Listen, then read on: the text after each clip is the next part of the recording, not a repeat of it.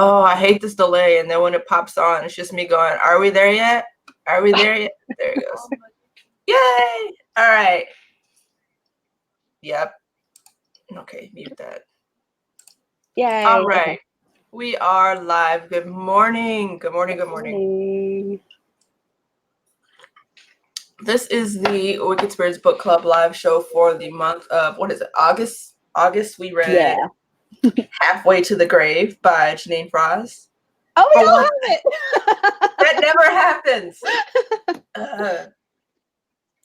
So, Halfway to the Grave, I'm really excited we read it because this is one of my favorite paranormal romance series, and I have probably read this book like 6 times in the last 3 years. It's serious over here. This is my first time reading it. It's my second. Yeah, I wish I could. It's like 5th or 6th. I wish I was exaggerating. My first, but I liked it so much. I read the sequel. Yay! I did. I read the second one. Oh, sorry, I stepped on my dog. Yeah, I binged the entire series. Like, yeah, just like right I got now. all the. Yeah, right after I finished it, because the audiobooks were available from the library, so I was just like going through them all, except the like novellas, but all the main books, yeah, I binged them all. See, I haven't read the novellas yet at all, but usually every time I pick up book 1, I end up reading all 7, but this time I stopped myself with book 2. I was like, I got my smut, I'm okay now, I can stop, we're good. Oh my gosh, like I know this is about book 1, but book 2, like I wasn't ready. Yep. I didn't know that chapter 32 is infamous. Like I didn't know. And then I was like, oh my God. Yeah, it's like Sarah J. Maas's little paint scene. Everybody's like, chapter 60, whatever the fuck it is. Yeah. I haven't read it yet. It's just very that. But, all right, who wants to tell what the book's about? Because we just kind of started here and didn't tell anybody what the book was about. If there's anybody here who hasn't read it. I'm very good at synopsizing, so I will do it. Unless someone else wants to. Go for it, because I suck at it. This is all I do on my channel. Okay, Halfway to the Grave is about this girl named Kat, and she is half vampire because somehow this weird thing happened. Her dad had just been turned into a vampire, and he still had a few swimmers. Got knocked up her mom, and then boom, Kat comes out, and then she's half vampire, and she's like, "Fuck vampires, they're dickholes. I'm going to kill them." And then she does that a lot. And then she meets this guy named Bones, who is like Spike from Buffy with better hair and more morals. And then they team up and they hunt bad vampires and they stop a human trafficking ring. And they also bone a lot. A lot. I think that's a fair synopsis. Yes. Anyone else have anything to add to it? I'm pretty okay with that. Yeah. Oh, Tabby's in the chat. Hey, Tabby. Hi, everybody. Okay. So, what the hell was the first thing I wrote down about this book? Oh, so I thought it was hilarious. So in this book, the vampires, when they get any kind of like strong emotion, their eyes turn like they glow green. And for some reason, I just kept like picturing it being like the prepubescent version of like little kids getting a stiffy and they can't hide it, or like adults and just can't hide it. So it's like right in your fucking face. For some reason, that was hilarious to me. I don't know why. I'm weird. No, I mean, yeah. It's always eyeballs. I don't know why eyeballs are the thing that changes. Then you know they're getting all supernaturally. It's just like, why does eye color change? Like, that doesn't have anything to do with anything else. I don't know. Maybe everybody's trying to stay away from like how Buffy, when they got pissed off, like their whole face would just be completely fucked up. Yeah. That's just everything. Literally every paranormal thing, your eyes change, and it's like, but why? I always wonder that. I don't know. It's either all. I think I read one book where when the vampire got pissed off, like their teeth would just descend and they couldn't help it, so they have to like cover their mouth up all the time. But I legit think it's just like one out of all the paranormal romance I've read. Yeah. Okay. Sorry. Can I bring up a very gross bodily function that happened in this book that I was like about? Because it also deals with like a vampire thing. So, you know, like when they cry, it has blood in it, so it's pink. Oh. Okay, because when they did it for the first time, she's like, "Oh, there's something pink." He's like, "Yeah, that's mine." And I was like, and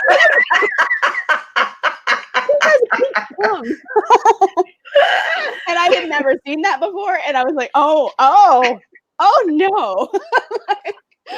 It took me, I had to wait a minute to continue reading. But like I read it and I was like, seems legit.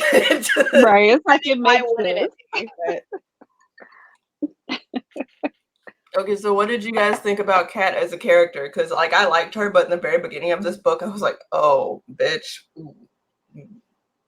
Yeah, I was irritated about the fact that she picked up so much of her mom's attitude towards vampires, and I'm glad that we got to see a change. Uh-oh. oh no, Brandy. Actually, things aren't always what they. I hate trying to talk because it always sucks. Okay, can you hear me? Is it clear? All right, yeah. Basically, I appreciate that. Like, it was irritating that she had her mom's attitude. I'm glad that got cleared up, sort of, in this first book. Yeah, there was that, which wasn't as annoying to me as like how in like the very first few hunts she did, she tried so very hard to be badass. I was like, see, I'm a badass. My signature drink is a drink that the guy who first tried to kill me ordered for me. Also, I'm a badass because I only wear these gloves and they're my signature look. Also, I'm a badass. I was like, oh my God, please stop. And I did not pick up on any of that until like this go round when I specifically made myself read more critically because I knew we were going to talk about it. And I was like, oh, okay, there. I you know, like she I feel like she has like a good character arc by the end of the book. Mm-hmm. She has grown. And you know, she's like a little obnoxious in the beginning of the book, but like only a little. Like I didn't have too many problems with her. Like I didn't necessarily think she's the coolest heroine I've ever read. Yeah. But she wasn't incompetent. You know what I mean? Like I think like specifically she's supposed to be kind of dorky, so that's why like it never bothered me because it just like fit into her character. And it wasn't until like I said this last go around when I was like looking for things and I was like, oh, that's a little bit annoying. But like it says something that I've read this book like 6 fucking times and this is the only time it got on my nerves and I was purposefully like trying to dig into things. So it's like it's not necessarily a terrible thing. I think it's just part of like the way her character is supposed to be because she's kind of like a fuck up in a hilarious way. Like she's supposed to be a fuck up. Like I think is it later on in this book where they start calling her a Red Reaper because she's always fucking killing somebody and Bones is like, God damn it again, like shit, we needed that one alive like every time. And she's like, well, I mean, whoops. I didn't mind that actually. She's like, I tried, okay. I can't blame her. Like, she's human. It was a vampire. It's like, you come anywhere in my direction and your eyes are glowing and your teeth are hanging out, I'll probably stab you too. I mean. I read this like over a month ago now, so I'm trying to remember a lot too. Because I just read the sequel, like, recently. So I am, like, caught up in the series, but I'm trying not to face things that happened in book 2. I did appreciate the training that she went through because, yeah, she was kind of like, oh, I'm just trying to figure out how to kill vampires, and I just stumbled upon a way to do it. But then, you know, she basically got her ass beat by Bones, and she was just like, okay, let me get to where I need to be. I don't know, but that was like a fun. I think usually if that had been any other book, like that character would have annoyed me. But I think I liked it because the narrative had kind of like this era of like I was waiting for like a freeze frame kind of a thing to happen. To go, yeah, I was stupid. That was me. Bet you're wondering how I got into that situation. Like I was totally waiting for one of those because it felt like that. So it made it more funny as opposed to what was that? Something of fire, promise of fire, whatever the fuck. That character was just an idiot, and I couldn't do it. That's half the books we read this year, honestly. That's legit. That's legit. I don't know what it is about like urban fantasy. Sorry, I'm trying to like situate myself properly. All of them always have like stupid or stubborn heroines that are just like, I'm a strong woman because I'm stubborn. It's like, no, you're an idiot with a vagina. Stop. And I don't know what to do. And it's like, it's nice when you actually have a character who's not using these stupid tropes to put off like, oh, I'm tough. It's like, are you though? And like someone who's actually doing something proactive and being smart about it. Yeah. It's just refreshing. Because these are women writing these books. I'm like, how are you writing bad women? What?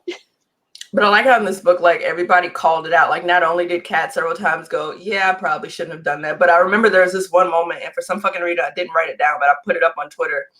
And it was when she was talking to Bones about how she had managed to kill all these vampires. And he's just like, you basically, like, flash your tits at them and got lucky. Like, what the fuck? That was one of my favorite lines. Great tits. I don't know. I mean, can't relate, maybe. I mean, any tits that get flashed, I mean, someone's going to be like, wait a minute. So, I mean, it worked. Yeah. It's like the only thing that legit actually, though, pissed me off about this book. And it was supposed to. It was Jeaniene. Like, god damn it. I get a legit, like, a little history, like a little bit of trauma there, but her mother was so fucking stubborn, and she just got progressively worse and worse and worse, and she was like a shit person, she was a shitty parent. I'm just like, oh my god, this lady, I can't. She was like one of the people who really wants to build the wall. Yeah. I will saying it's like that rhetoric. I will say that it is kind of explained later in the series why exactly she was so antagonistic towards any vampires, no matter what happened or what situation she was in. I was like, it was kind of explained, so I was like, okay, I kind of get it, but she was still a terrible parent. Yeah, but at the same time, I kind of feel like the explanation ended up taking away from it a little bit. Like, the original story that we get about what happened to her, I was like, okay, that I would have probably been severely pissed off about that for like forever in life. I get it. But later on, it's like, I mean, that's not really what happened. I was just really pissed and I didn't want to admit. And it's like, we're talking about this book, right? I think so. Yeah. I think it's later. But book 2, they go, book 2, somewhat of a spoiler, not really. She ends up meeting her dad, and her dad tells her what actually happened that night. Oh, well, maybe it is book 2. They're all kind of like smushed together for me right now. Yeah. I mean, the dad isn't a nice dude. No. And it probably was traumatic, but like, he's like, I didn't rape anybody. Like, so I think it's in like book 3 where they explained it, and because they let it hang for a little bit. And so Kat was kind of like, I don't know if this is true or if it's not true. I'm not really sure. I don't know if that was book 2 or book 3. It was they just brought it up for the first time at the end of book 2, where so it's book dad, and it's like, I didn't rape your mom. Like, she was into it until afterward when she's on the fangs and she freaked the fuck out. Yeah. And so like she, like, I think in book 3 she didn't know if that was true or not, so she ended up asking her mom about it, and then her mom was kind of like, I mean, I didn't want to admit that I fucked the demon, so. And I was just like, oh my god, fuck you so much. Like, you made her life hell, because everybody's made shitty choices, okay? Everybody's fucked somebody they don't want to admit. You'd have to like torture the poor child over it. Like, that was a lot. I mean, just saying. Y'all got that one dick we regret. Hashtag no regrets. So, people watching the stream, is there anything you want us to talk about in particular? I like legit, like, there are more things in the second and third book that I want to just kind of like, but I don't know if anybody's like looking to read the series yet. Well, but I like all 3 of us have at least read book 1 and 2. Yeah. So I feel if we do light spoilers for 2, because it's a continuation of 1, we might be able to get away with it. But other than that, I don't think so. There's like these freaking character interactions with one of the members of her team in book 2, and he just gets progressively worse. Oh, yeah. The book. Yes, and I just wanted somebody to kill him, and so the very ending of the series, I'm just like, fuck you guys so much. I can't. I'm so traumatized. Like, oh god. Yeah. Yeah. And it never really ended, because it was like, even the last book, he was just like, oh, but yeah, this could still possibly happen, and she's just like, no, and Bones was like, no, it's not. It's just no. He was just like, but the whole situation, I just did not like that at all. Like, all of the people Bones and Kat have both like ruthlessly killed that they shouldn't have, and then they're just like, sorry, I'm a little stabby, fucking deal with it. Like, why did they kill his ass? Fuck. Because Kat's all sentimental every now and then. She's like, but I've been working with him for 4 years now, and he's gonna get himself killed anyway. Just do him a favor. I haven't met Vlad yet, so I'm looking at I love Vlad. Yeah, I need to go back into that. And then the last couple books of this series spoiled parts of that series, and I didn't realize that before I read it. So I was like, oh, okay. It gets kind of like the Mercy Thompson series and the Alpha and Omega series, where they like kind of start to do this a little bit. You can't read all of this and all of this because they start to stair step a little. Yeah, I wish I would have known that. Nah, yeah, I did that with the Mercy Thompson series too. I binged that all as well. So yeah, my TBR is looking at me like, girl, what you doing? But I'm so happy you read it. I need to go back and read the other one too. The TBR was a worthy sacrifice. It's fine. You read something. Yeah. So I never follow my TBR. I don't know anybody even watches my TBR videos and don't comment like, bitch, stop. You know you're not gonna read these books. I keep waiting for it. I'm doing really good on my TBR this month. I've actually been reading straight off of it, and I'm doing very good, and I feel proud of myself. But then again, it's Smutty September for me. That's something on my channel where I do every September. I just read smutty books. So I've just been reading smutty books. So it's been fun. I've just been like going through them, and it's just like book candy after book candy. So it's easier to stick to my TBR if I'm actually reading things that I want to be reading. Yeah, I think I always get this set TBR, and I keep meaning to change. Like I created the system where I could do TBRs based on like theme, and I would just pick like a theme for the month, and I would kind of do it how readathon challenges go. Read a book where blah blah blah, where I can fit a book in any genre in there, but I keep forgetting to record them, so nobody's seen it yet. I just do them in my head. I mean, like I create them like here. I have this whole like list for the wrap up video from July that I have not filmed. It's fucking September. Like, why? And so I scattered them all over my desk. So every time I come and just fuck up on the computer, it's like, hey, bitch, remember that TBR you're supposed to film? Maybe do that and get off Twitter. And then I'm like, maybe later. But Twitter drama. Yeah. No. Anyway, so halfway to the grave. We're talking about this. We have a comment from Anime. It says the male character who lived next door. I'm guessing you mean Tim or Timmy, whatever that guy's name was. Do we ever even see him again? I don't think. He makes a small appearance later on in the series. Yeah. But that's such an attraction for like dweeby guys.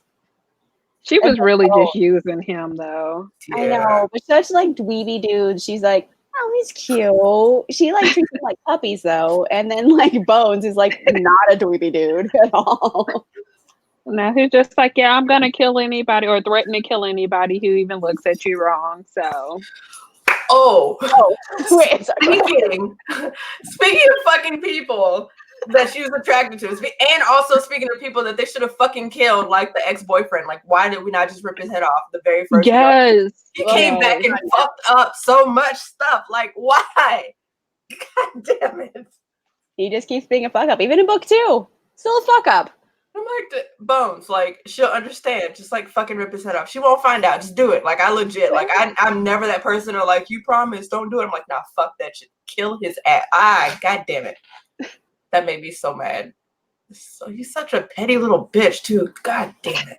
It's like, you ruined my life, so I'm going to let everybody know everything about you. Like, get over yourself. Like, he is a chatty bitch. Like, he cannot keep his mouth shut.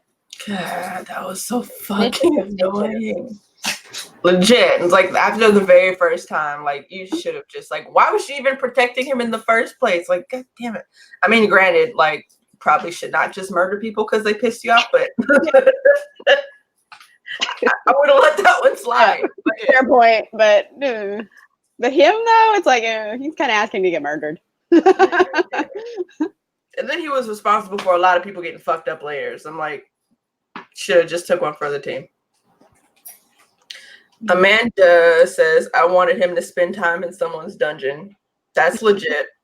He technically does.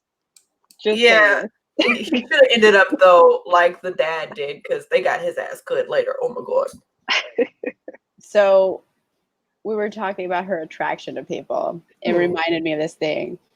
Vampires get very territorial in this world, where that's why he gets so angry at anybody talking to her. He's like, I'm going to murder them because this is territory kind of thing. And then she starts getting territorial over Bones. Oh, that And was the best. she's in the car with him, and the lady's hitting on him. She literally just grabs his dick, and she's like getting really angry, and she doesn't realize she just grabbed his dick. She's like, mine. And he's just like, oh my, like I don't know. I laughed very hard at that. That was hilarious, but there was the other. See, I'm just trying to get people to finish the series. So the episode of like fucking, well, not the episode of fucking, but it turns into an episode of fucking. The instance of like the possessiveness is later on in book 2. It's when this woman from Bones Past comes to visit. Oh Lord! Oh my god, I love that scene so much. Is she supposed to be an older woman? I think she was like 30 or 40 when she got turned. Okay. Because I always assumed like she would be like a much older woman, you know, because she's like a woman of means who would hire Bones, because Bones used to be a prostitute. Well, that was in book 1. That's not a spoiler. Okay. And then he turned like the woman who like saved his life and like got him to not get killed by the court. Yeah. So I think Bones was a prostitute basically starting at like 16, 17, somewhere in there. So he couldn't, I don't think he was any older than like 20 when he got sent to the penal colony or whatever. But it's, I think in the second book, I think Kat says like her actual age, like she's 34, 42, something like that. But she looks rough because she was like 32 back in like 18, whatever the fuck. Yeah, they were rough 32s. I always picture her looking, you know, like much more like a cougar. Yeah. And then I'm like, I don't know how cougary she is because everyone doesn't seem to like treat her like she's an older woman. So I don't know. It was like a weird writing thing where I couldn't figure out what she's supposed to look like. I always picture like Jane Seymour.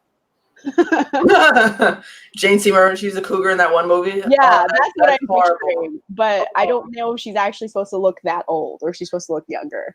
I don't know. It's hard to picture it because she's like legit such a fucking slut in that book. It's really hard to see her that way. No judgment. I mean, if you want to fuck around, fuck around. It's whatever, but it's like constantly she's like, yeah, so we were in that 5-some and that 4-some that one time, and then we had like 8 people in bed with us at one time. Like, bitch, you can't keep up. It was like in places. Like, I don't know how they would fit. I mean, I think she said, did she say most of them were females? Yeah, I don't. Yeah, he would say like she was with Bones and like 3 other ladies and like big fuck fest.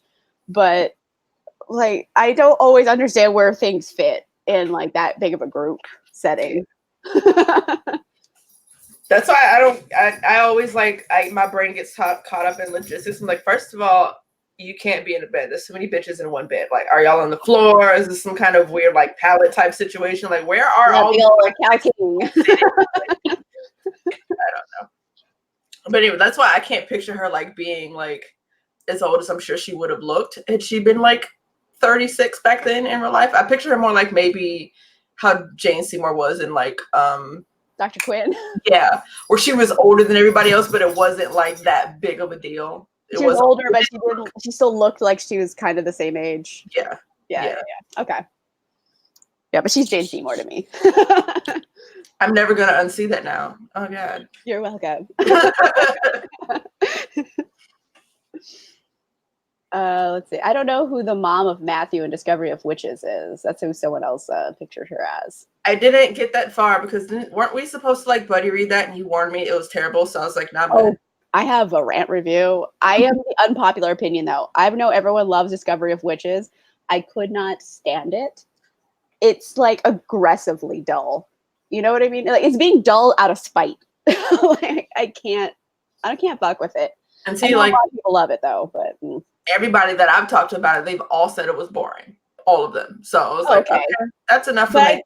I think it's a definite divide. I think people who love the book love it, and everyone who hates it for the same reason, is that it's very dull. Oh, there's a show? Amanda says there's a show also. Yeah, there's a show. Rachel's here. Hi, Rachel. Hey. Sorry, I'm just now like I was not paying attention to the comments. Okay. Yeah, I did not know that it was a show. I don't know. Like I have mixed feelings about boring books being made into shows, because then what you get is people filling the space with bullshit like they did with Outlander. No, thank you. Oh, I can't read Outlander. I just know I'm not gonna like it. Outlander is the driest, oldie timey for me. I don't even want to try.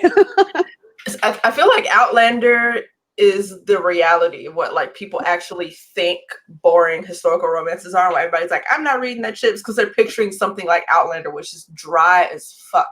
That book is like just like fucking.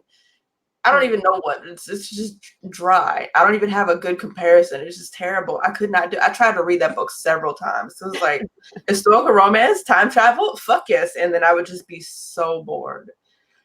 And then the show came out, and I just was like, no.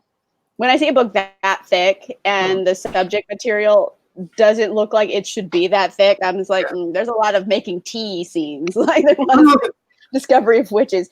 Like if you're making tea and you're describing every nuance and which tea you used today, and like for a page and a half, it's like, bitch, no one cares about your tea. Like it was Discovery of Witches. She made so much tea. She took so many naps.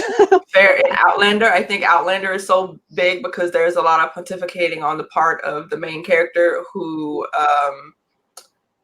for some stupid fucking reason, couldn't figure out why all these dudes were getting pissed at her because she had a big mouth, but she traveled back to 1500, whatever the fuck. And it's like, why are you so stupid?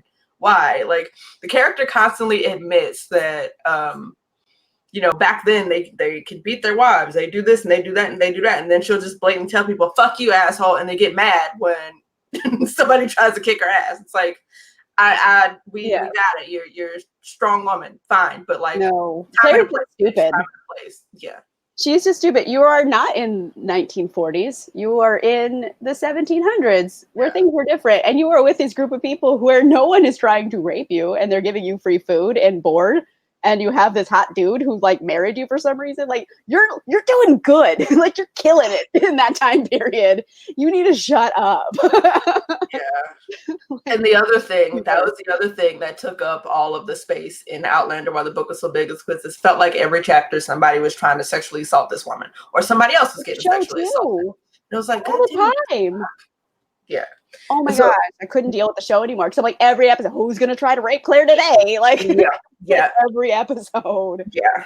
Oh my goodness gracious. And I have a thing about people, especially female authors, who use that shit as a trope in a book. And I really could not stand. There were a lot of bigger booktubers that defend it all the time. And they're like, it's historically accurate. I'm like, how the fuck do you know that? I've not read one history book where they said this bitch traveled on the Oregon Trail and the hoe got sexually assaulted in every state they stopped in. I didn't read that shit. Not nowhere. Where are you getting this information from?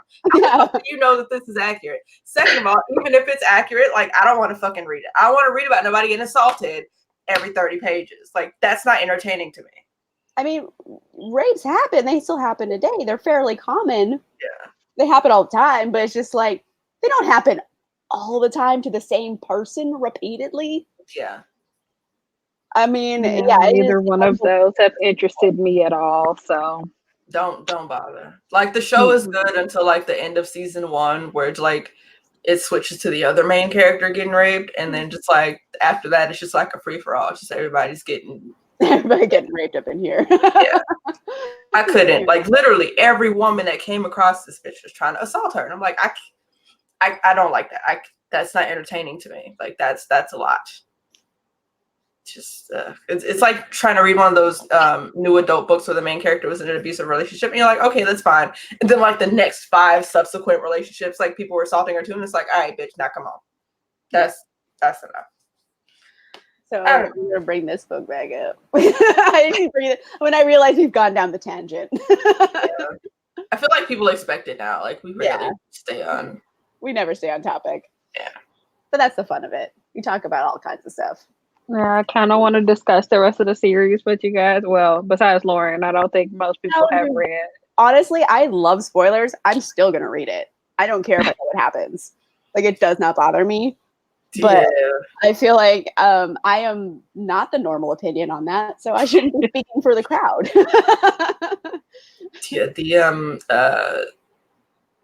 Spoilers. Did you read some of them? What?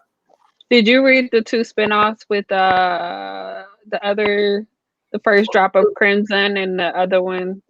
I did. I have First Drop of Crimson, but I didn't read it. Yeah, because I think it's her friend. You read the second book, right, Amanda? I read the second. I read First Drop of Crimson like a long time ago. I didn't know it was a spinoff. Yeah, it was the friend. I think isn't it the friend who got married in the second book? Mm-hmm. Really? Yeah. I don't remember First Drop of Crimson like at all, so I didn't know it was a spinoff. I read it like 4 years ago, probably. Ooh. So she says, what about Kat's friend that was part of the human trafficking ring? I mean that asshole from her college who like was like, hey, come hang out with me. Yeah, but she got killed immediately. Yeah, that's right. She's like super dead now. Is she? Does he come back? No, I don't think so. No, she was dead. Shot in the face or something, right? Or the chest? She got shot in the chest, I think, but I'm pretty sure Bones gave her to the ghouls because he was like, don't chip your teeth on the bullets. Here's dinner. Fuck her up. Yeah. Oh, ghouls. Yeah. Yes, Denise. Denise is a friend's name. I think Denise is the one in First Drop of Crimson. If not, she's the one in the other spinoff because there are two. Oh, someone else is good with spoilers. Yeah, she was. Yeah, she was in First Drop of Crimson, and then Min Carries was the main character of the other one. Ooh, I do really want to read that one because that love story was fucked up. Yeah, that one was weird. First Drop of Crimson is Min Carries? No, the other one is Min Carries. No, Eternal Kiss of Darkness was Min Carries. Okay, Min Carries we met in book 2. Yeah, his so much like Kat's choices of exes kind of came back to bite her in the ass. Like Mancheri's wife, that bitch was a piece of work. She fucked up everything and everybody, like literally. Yes, it was so bad. Like what is it, like book 3 or 4? Like she ruined fucking everything. And it's like, oh just my God. no zombies make an appearance because of her, and it was this is why Denise ended up having her own book. Wait, yeah, you had a book? I kind of almost want to say we need to just finish the rest of the series. I'm going to read book 3 in October. It's on my October list that I'm already starting now. Yeah, I was trying to hold it out for October because I'm trying to think of a bookish like a group thing to do for a Halloween, like a readathon or something, but I haven't quite figured out specific what I want to do yet. But yeah, like that, talk about like bad choices. Mancheri's wife, ooh, that's another hole that somebody should have shot a very fucking long time ago. And like I get it, like the story is low-key romantic because he's like, I can't do it, but like it's so fucked up. That's some dumb ancient telenovela shit for your ass right there. Like, yeah, it was like thousands of years worth of revenge in a book. So literally. She gave no shits who the hell got caught up in it, who got murdered, and she was just like, anyway, next. That shit was wild. Yeah, Amanda says yes, we should do the whole series because she would love to discuss the whole thing. I'm down with that. I am super down with that. So I have a question. Since you guys have read the series, book 2, which I described as, oh, y'all like vampire sex? Hold my beer. So does it stay like chapter 32? Like, I don't think it gets that wild again. I don't know that it gets quite that wild and descriptive again because that was to prove a point with Annette's bitch ass downstairs, but it's still steamy, all of them. But like, I don't even remember what happened. I'm not over chapter 32. I didn't know because usually, you know, like we've all read a lot of smutty vampire books. Okay. Usually the smutty vampire scenes it's kind of normal sex and occasionally someone gets bitten. And this one, I'm sorry. I was trying to remember. I was like, what happened in chapter 32? Okay, I got you. You're with us. You said someone gets bitten. She was like, oh, that one? Yeah. That was just like, we're going to have vampires. Fuck. And they're going to do some vampire shit. Okay. Yeah.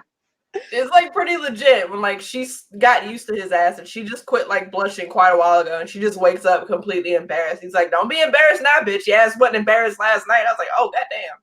And then what really killed me about that whole situation was the vampire chick that was trying to make her jealous. She was like, oh, well, I can join you if you won't let me have him. Like, hold up. She ain't about that. It's like, okay. She's just real thirsty for bones. I don't know.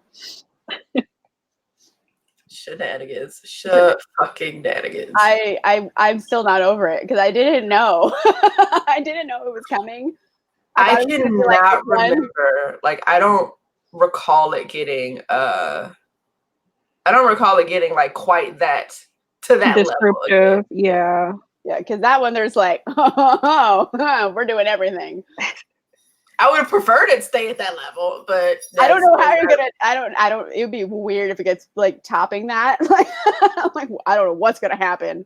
Yeah, so it's one of those things where it's kind of like in the Mary Gentry series, they need a Blake series where in order to top it, you just got to do some weird shit, and that's where like the situation in the last book came in, and it's just like, oh, speaking of fuckboy relatives, or maybe that's a spoiler. Never mind, I'm not gonna go there because I don't think that was in book 1. I think that's in book. Yeah, that's in book 2. Never mind. Sorry. A fuckboy relative? Yeah. I don't remember. Are you leaving? The uncle. The uncle. Oh, was he a fuckboy? He is later on. He just does some like. Wait. I'm blanking on who that is. Uncle? Yeah. Him? What does he do that's fucking? No, not fucking. He says he does some fuckboy bullshit. Oh, yeah. Because I'm like, like he's just like in general. 50. I don't know how no, much. He's just an asshole. So there was the original thing with not telling him who he was.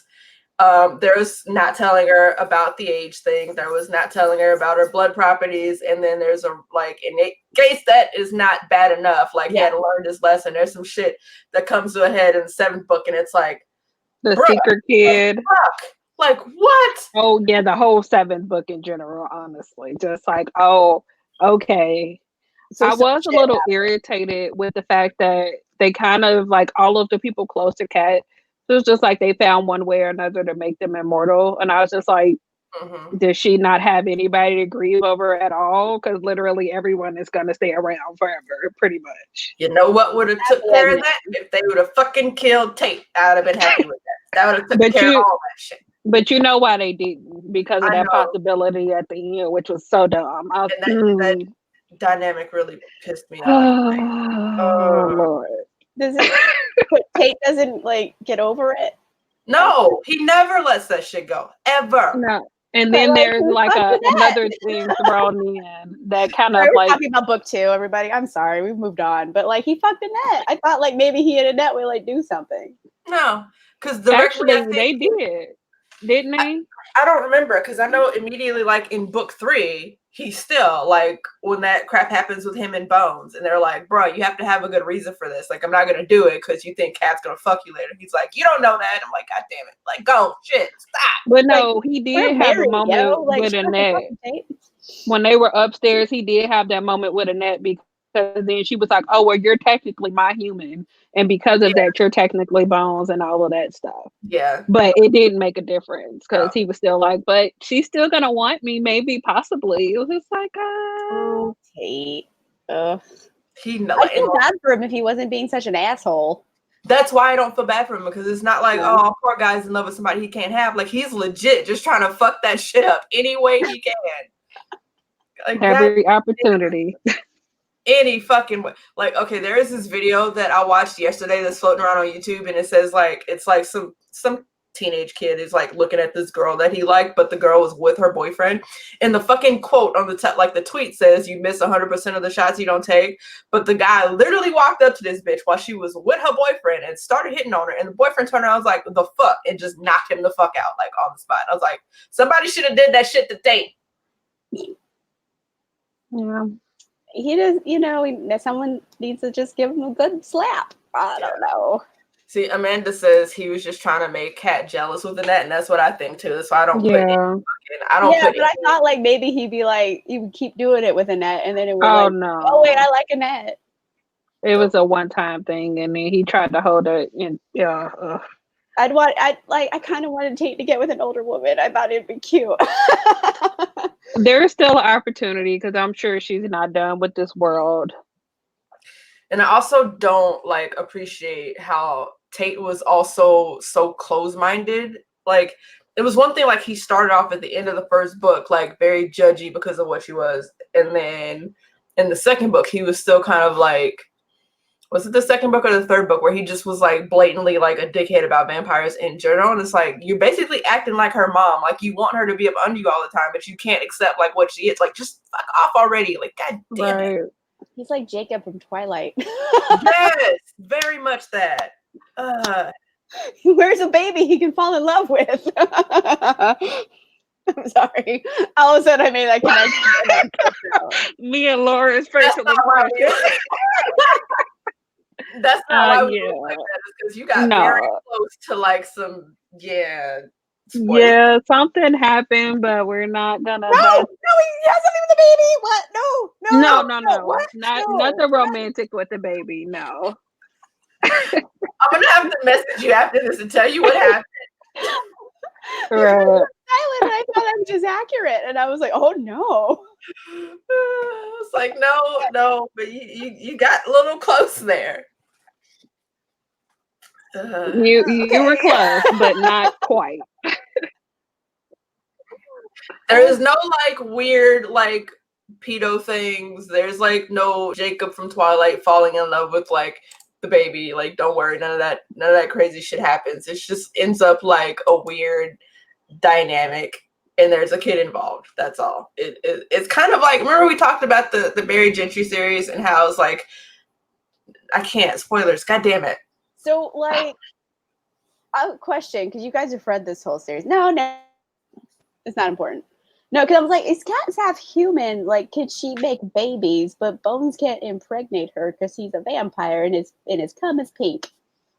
It comes up. Like, it's explained. No, he has been dead for a long time. He's got no active swimmers. You will understand at some point. I can't. I'm just going like impossible pregnancy. It's not sexy. I don't think ballooning up with a baby inside of my body is like a sexy way to be. And they keep putting it in books like it's sexy. And I'm like, it's not. It's a child. I'm sure if I'm ever pregnant, I would still want to be considered sexy and not be celibate. But I don't particularly like reading about it. Just going to pour my drink. Yeah, I was just like, I don't even want to say anything. It's just one of those things you'll get through it. Shocked the whole time. Like, literally anything that I can say to clarify is gonna be spoilers. So yeah, I will say though that I wasn't shocked when it happened. I was just like, when they first was mentioned, I was just like, oh, you know what? I know where this is going. And then they brought it up. I was like, okay. I kind of figured that's what was happening. There's a whole genre of pregnancy romance. There is. I call them whoopsie babies. What? Whoopsie, like, whoops, I'm pregnant. It's the whoopsie baby series. How did I not know that was a thing?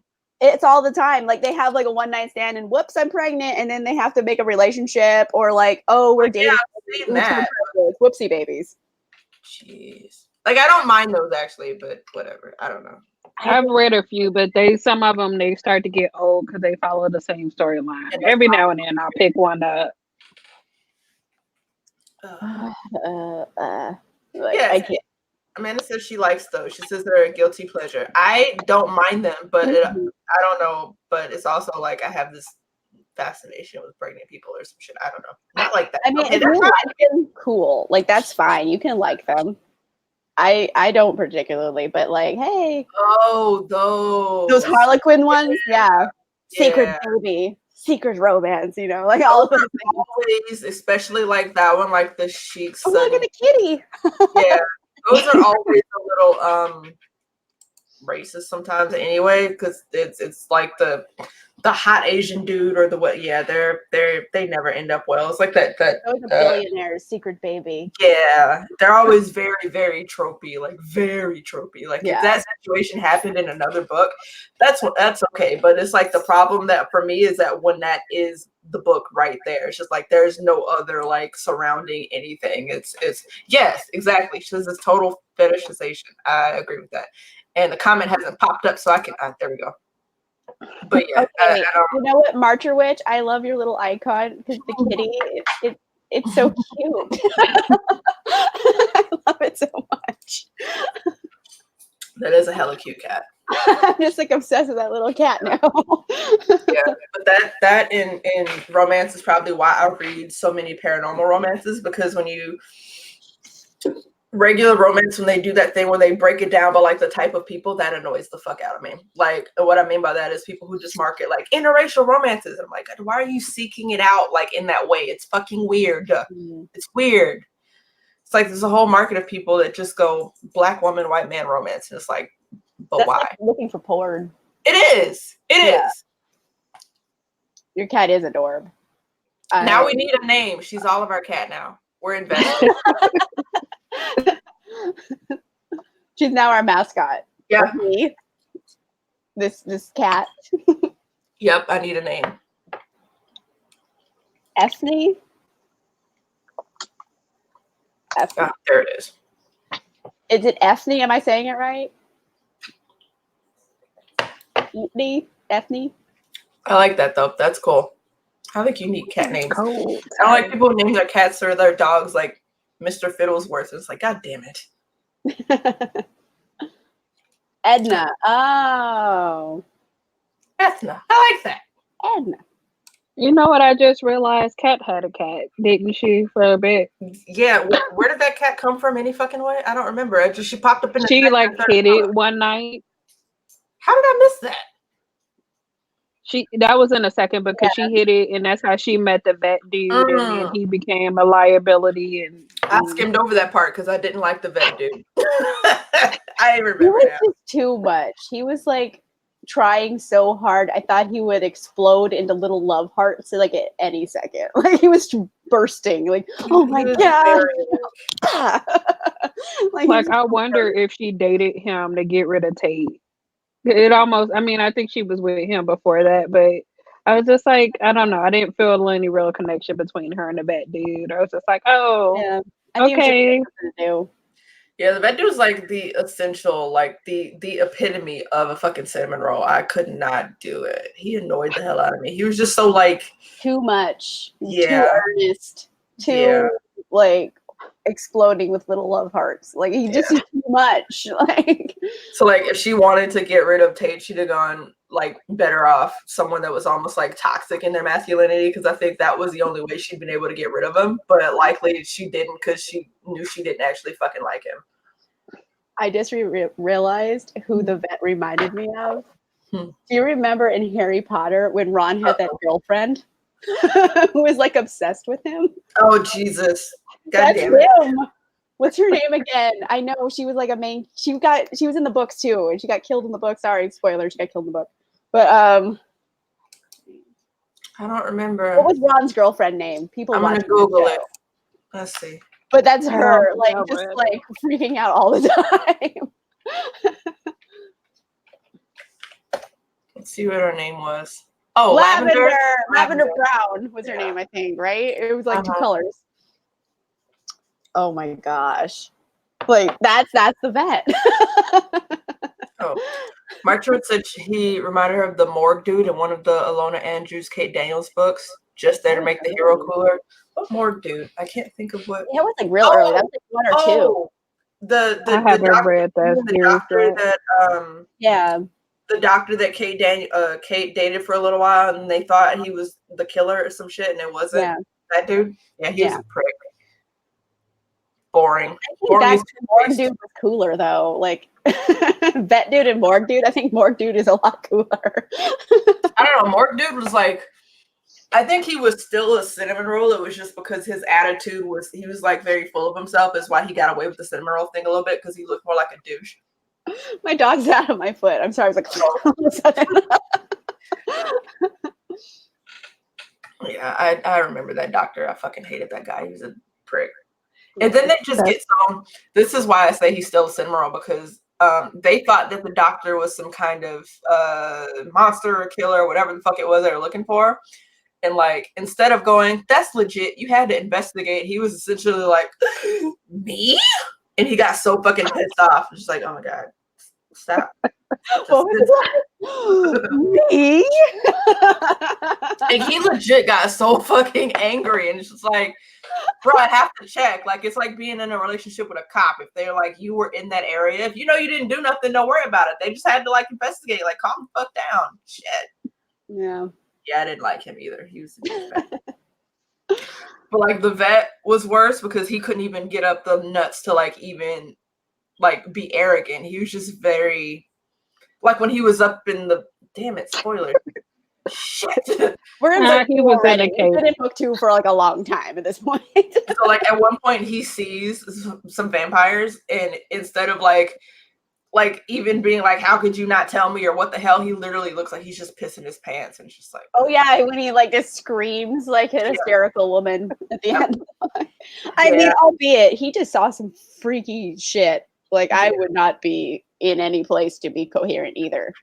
but yeah, it just made it work. Guy. It's something I need to look at with myself and like my like mental gender role issues. But like, what the fuck? That was just very. For her, that was the wrong person. He'd have been better off with somebody like maybe Denise. But even Denise's husband had more nuts than that, so still no. Yeah. That was the cool thing about Denise's husband. He's just like, are you breathing? I don't think you're breathing. How'd you do that? Like, oh, that was bold. I don't know what it is about him either. Like, I'm thinking maybe he's like Cat or something because like the mind control doesn't work on him either. I don't know. I think though across the series, there's just some people it doesn't work on. Period. Because their brains work different or some shit. And I think that was his thing. It's just his. He's kind of a ride or die homie though. He's like, hey, so I need you to break into this building. He's like, sure. I saw that, Brandy.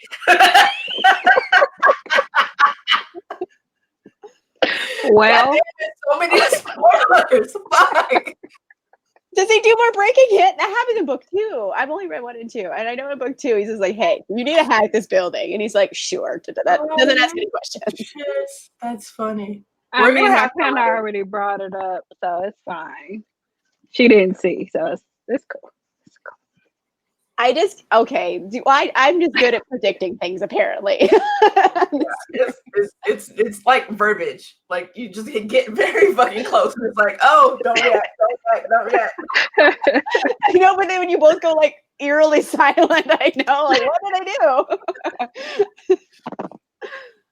do? We need to finish the series so I can say all of the things. Like, god damn it. I'm gonna read book 2 soon, and then we'll chit chat some more. I think next month I'm going to read the Vlad series, and then the first Ian book.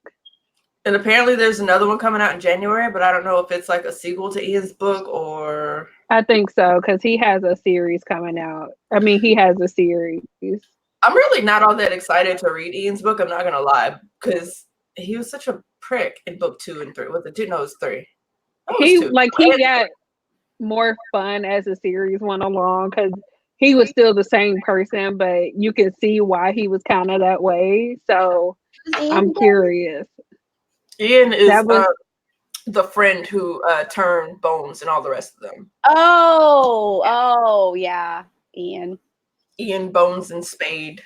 Yeah, and there's another one, right?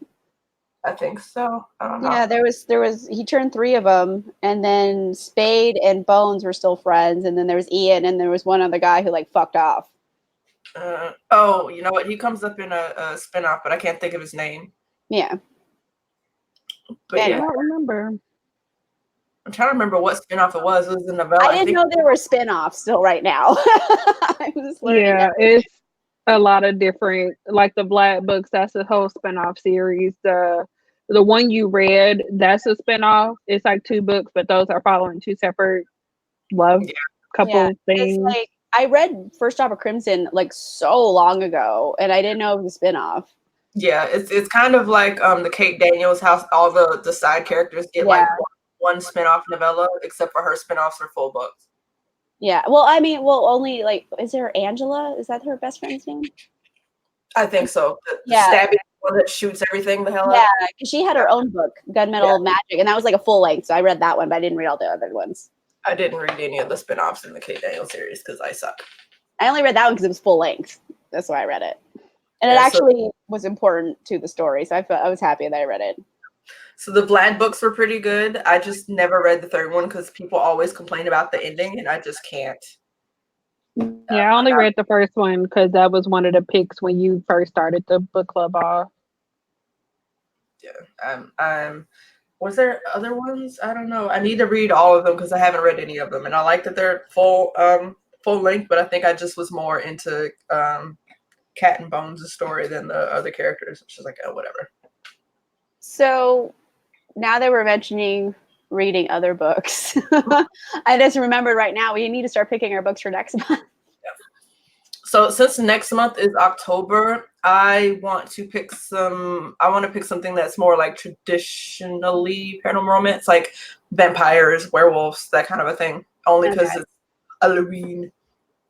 I don't know what I would pick though, except for Bitten, maybe again. We could do Bitten again. That's werewolves. I've mentioned this. That it's a Maria Vale, I think, or Marie Vale. That's a werewolf. I think it's paranormal romance. I need to double check that. Hold on. Let me see. Let's see. We got some other comments. Amanda Novak says, "I'm not that invested in Ian. Plus, I don't like the other character in this book. That's legit. I don't know. I just couldn't. He was such a spoiled brat." Jumping in. Oh, hi, Chris. Appreciate you. Thank you very much. Marchowich says the gym books are the best. He has more than one? Oh, whoops. I didn't read those either. I did novellas. Marchowich says Dosk. Can I recommend Dosk? I have no idea what that is, but I'm going to look it up. And then Amanda says they are all running together. I read them in all the last couple weeks. It's all one continuous story. The Night Huntress ones? Mm-hmm. And then it's by, I can't even pretend to say that name, but the last name is Yellow. I'm going to look that up. Eru Kome Yellow? Let's see. Other than that, I have no clue, but I do know I wanted to kind of see if I could get something with an actual vampire feel, even though the vampire romances are just fucking angsty as fuck. Yeah. The one I was talking about is called The Last Wolf by Maria Vale. Okay. Oh, Bethany sent me that one, I think. I think she had feels about it, and she was like, "Is this normal for a paranormal romance? Because this is kind of weird." I was like, "Maybe." Oh, I think I remember her talking about that because it was when they were munching on people or talking about eating raw meat or some shit. Yeah. Says it's more witch and kind of werewolfy than vampire. It's fab. So I'm looking, and where is she's talking about this book again. I pulled it up here on Goodreads. It's a 4.8 rating.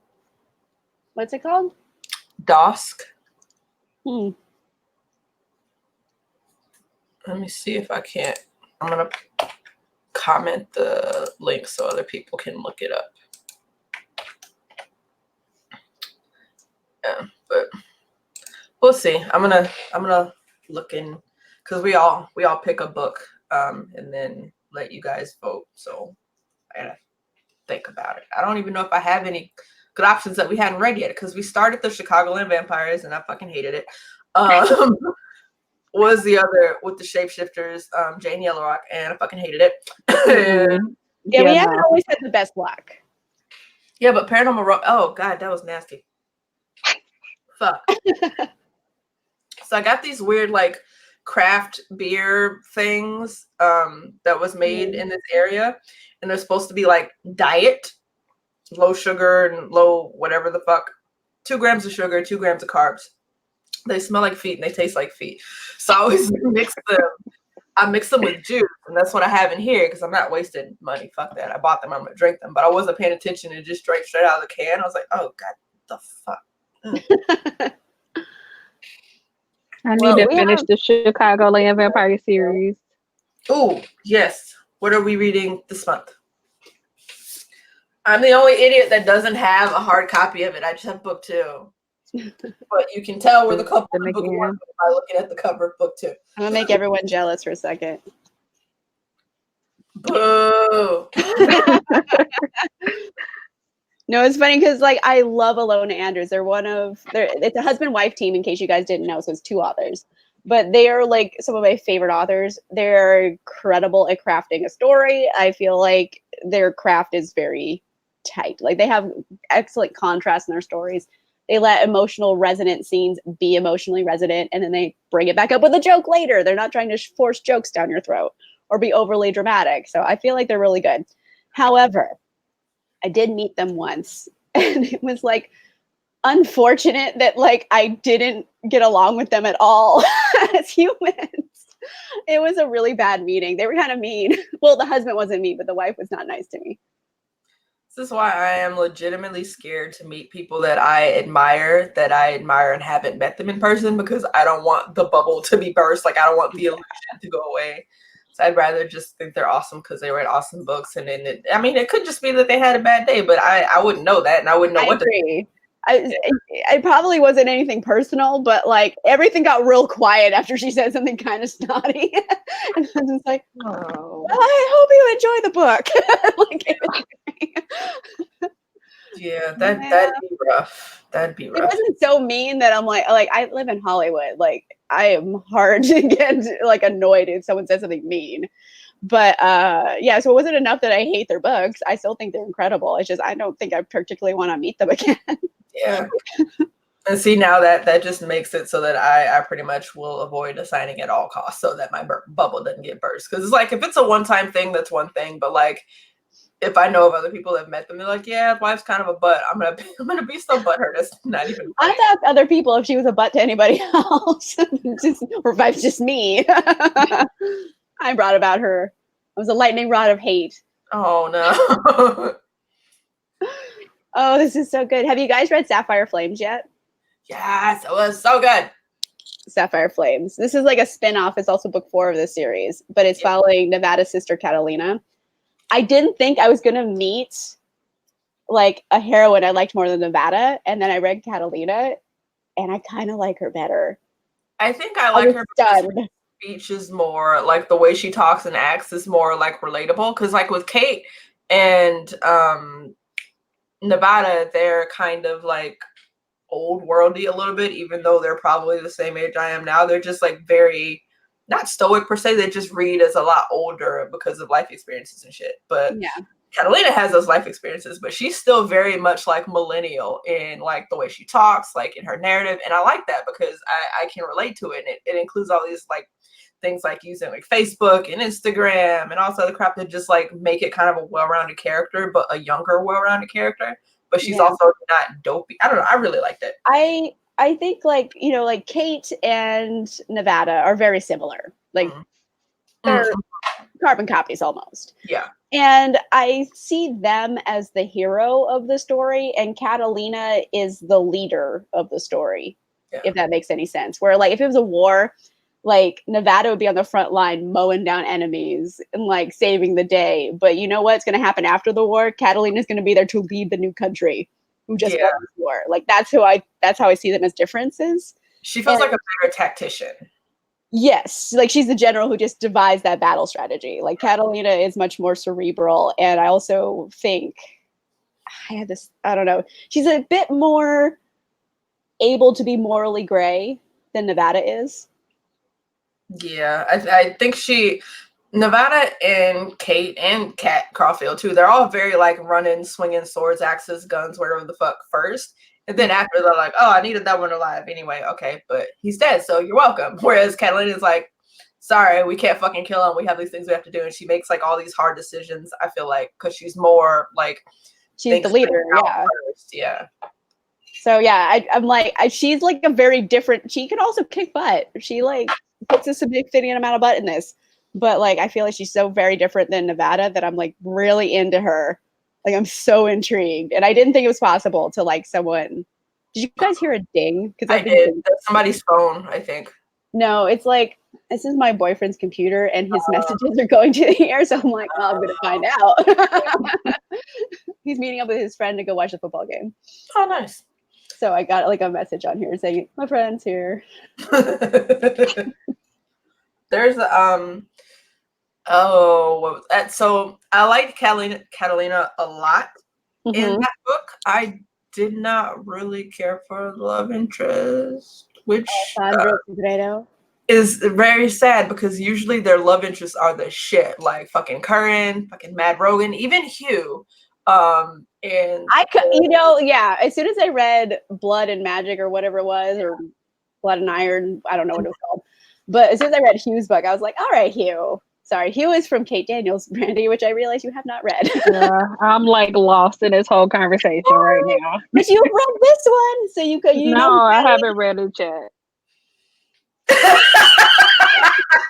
I'll probably read it at the end of the month. You know, I like to save it closer to the live show date. So. Yeah, same. Oh, this is a reread for me, so I forgot. But Brandy, you're gonna be initiated into Ilona Andrews. Yeah. I'm not gonna lie to like the selfish reason I even started this fucking book club. So I was like, y'all motherfuckers are gonna read the Kate Daniels. Y'all are gonna read the Mercy Thompson series because somebody's gonna talk to me about these books. So damn it. Well, I can talk to you about that Mercy one Thompson because I've read that one. October. Mm-hmm. Our book of the month for October. Do you want to put Mercy Thompson in? I'll reread it. I don't even care. Fuck yeah, we'll put Mercy Thompson in. Okay, so Mercy Thompson, and then we had Bitten. I am kind of upset though that there was no real smut in the Mercy Thompson series. They're very, they're very a little fade to black with it because Mercy. Yeah, they're just like it happened. I'm like, oh, okay. Yeah. She's a little more dignified of a heroine than Kate. Meanwhile, Kate and Karen are fucking fist fighting as foreplay and shit, and that's yeah. They're more traditional sparring. Yeah. The Kate Daniels series is hard to get into because book one isn't very good. So, like, if we pick book one for the series, I feel like people may not want to read book two. I like book one. I like all of them. I like book one, and even the authors have said that in interviews. They're like, "Yeah, just start with book two." Like the authors didn't even like book one. I mean, damn. It's not terrible. I've read worse. It's just the rest of the series compared to book one. I'm like, I think they. Now I can't remember because when I reread the series, I usually start at like book 2 or 3 because Kate and Karen got together in book 3 or 4, and I start in the book before that. They get together like at the end of book 2. They make like a decision. She's like, "I'll cook you dinner," which is like their thing. And then like in the beginning of book 3, he doesn't show up for dinner. Yeah. So I guess book 3 is when they get together. Yeah, so I don't know. I didn't dislike book 1. I don't remember it though, because I always started like book 2 or 3. So maybe. But, you didn't even start at book 2 or 3. You and the authors are like, yeah, I mean, push through. But I started book 2 or 3 because I like the romance. So yeah, I just want to like. I don't care about the other stuff. I do care about the other stuff, but the romance for me makes it better. Like basically, I'll read anything if it's got some level of smut in it. You know that series is not that smutty either, but yeah. Like, well, actually, there's really kind of no smut in this either. There's like a little dash. Yeah. There is an orgasm at one point, but it's not penetrative. There's no P in the V yet. Yeah, it's like this series, because even though we only get 3 of them, which I'm still really butthurt about, and they weren't in Sapphire Flames like at all, which it's fine. I'm only a little upset. It's cool. But they're more, I think it's Rogan is just like a hot character in general. Like even that scene where he like choked that lady with her own clothes, like before it turned into like attempted murder. It's just like he's just a very sensual character, which is why there's no. I feel like he's also a legit psychopath. He is, but like I mean, I was so glad that Nevada's just not like, we're gonna fuck. She's like, no, you're a psycho. But her vagina's just like, like that and her vagina are not in like agreement at all. There's something wrong with like my Tates because they aren't together at the beginning of this book, and so this is a book that I was like reading in my intro that I used to have, and it's page marked with this, and like the scene where he just like bumps back into book 2. And there's like the scene where he's about to fuck somebody up with pocket change, and it's my favorite scene in the whole fucking series. It's just like, there's no reason for that. Guy is legit fucking crazy. I know he's crazy, but he's just like, oh, you would, okay, I got something for that. And he's like, I can't have weapons here, but guess what? I got some quarters, bitch, you in trouble. But it's him. So he's her psycho. Yeah. Exactly. It's like Cass Brecker, like, he's crazy, but it's fine. Leave him alone. We're good. It's funny because like this collab. I'm doing a collab with one of my friends coming out at the end of the month. Where basically I have a friend who doesn't really read romance, so I tricked her into reading a bunch of romances. And this is one of the ones I gave her because I'm like, oh, she's gonna like this one. She likes fantasy. Like, she'll like this. She actually liked this one the least, but she liked the Tessa Dare book I gave her a lot. I was really I was stunned. But like she actually brought up Kaz Brecker when we talked about this in my video that we filmed yesterday. And she was saying like how Kaz Brecker and Mad Rogan, like you could see them as similar, but they're actually not that similar because Mad Rogan is literally just like, so like you want to fuck? And like Kaz wouldn't do that. So I don't know. We actually talked about that just yesterday. Well, yeah, I don't think he would. Well, that's different though because their trauma's different. So yeah, he's got a whole thing with touch. So he's not gonna pop out of the woods like, yeah, fucking, yeah, do that. Mad Rogan is literally just like he squish a guy with a wall and he's like, want to fuck? That's like his thing. But also too, like Kaz Brecker's like what, 17, 18, 19, Mad Rogan's damn near 30. So I mean, there's some moments though in that series that are a little steamy. So we're talking about Six of Crows, which is not anything to do with this book club. I realize. I still haven't read Kingdom of Copper. I still haven't read the second book because I'm not ready for it to be over. There's only 2 books. I'm just not okay with that. So I just haven't read it. There's some steamy bits in Crooked Kingdom. I got involving Kaz and Inej. You should probably read. I heard there was only hand holding, which is why I was like, man, fuck it. At the end, no, there's a different scene. There's some stuff happens. I mean, it doesn't go well. Yeah. But there's stuff that happens. Yeah. Oh, puppy. He smells the cranberry juice in my cup. He keeps sticking his face in my coffee mug. He's a little guy. Oh. Yes, he needs a haircut. He looks like a little hobo. But he's your hobo. Yes. All right, buddy, get out. Fine. Okay, so we have Mercy Thompson, whatever the first book of that is called, and then Bitten by Kelly Armstrong, and then we need one more book. Moon Called is the first one. Moon Called. Is that right? I don't know. Called. Yeah. They're right there behind somewhere. Priority of the Orange Tree, just blocking everything. I need to move it. I haven't read that shit either. It bored me. I'm not gonna lie. Like I had a whole readathon, like a whole giant fucking group read for that book, and I was the one that didn't finish it because that's on brand. I didn't even start it. Okay. So we need a paranormal. The last werewolf. Is it the last werewolf? That Maria Vale book?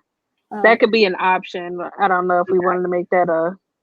We can just do an all werewolf spectacular. 4 books this time. Whatever. We can just throw something in there. All werewolves all the time. Werewolfy book. No, I know a good werewolfy book, but it's not like book 1 of Dark Hunters. It's like a few books in, so we can't pick that one. What else the hell do I got over there? I need to get rid of some of these damn books. We could do a Presley maybe, and a more dark book. Thinking that, but her. But I'm scared to read book 1 again with Lachlan because I'm scared. Like I read it so long ago that I didn't pick up on things that were problematic, and I'm gonna go back and be like. And I was just about to say that hers didn't age well. I feel like there's problematic content. Then when I'm thinking about the things that happened now, and I'm like, oh, they're kind of cringy. But it was my favorite. I did recently read that one like this year, and I was just like, I mean, back like 10 years ago when I read it, I loved it. But now I'm just like, oh, maybe we shouldn't, poke that bear. Werewolves. Yeah, we got time. We'll look. Yeah. We gotta do it by next week, I think. It's when the polls go up. Everybody who's reading this, recommend a paranormal romance if you got some. March of werewolves. Yeah. We're doing an October werewolf spectacular. Right now, unless we come up with something better, we got Moon Called, Mercy Thompson thing, Bitten, and Last Werewolf. Yeah. Even if you have other like werewolf, vampires, witches, things that are like traditional Halloween-y, but not scary. I won't be scared, damn it. I don't like that shit. It's not fun to me. Sexy, not scary. So vampires, witches, werewolves, demons, maybe. Ooh, the Larissa, what's her bitch? Larissa? Yeah. Or there's another one. Diana something. There's Danica Dark. She wrote a werewolf series. Have you guys read Danica Dark? Yeah, I didn't like the older ones that much. The new one's okay. No. The 7 series is after Sterling, that one. I didn't really like Sterling either, but the 7 series is one of my all-time favorites. I think I read the first book out of each of those, and I kind of was like, eh.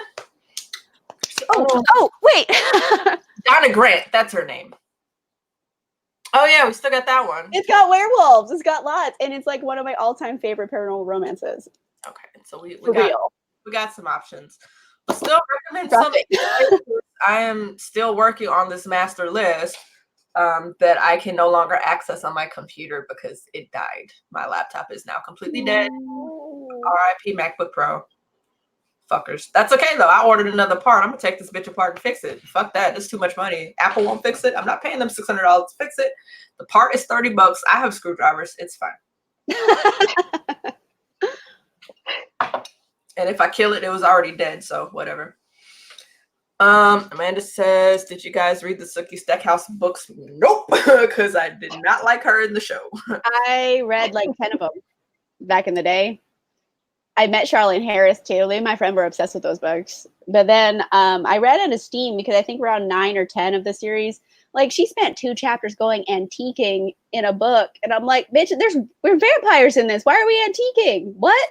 And I couldn't deal with it anymore. But a lot of them were pretty fun. I enjoyed a lot of them.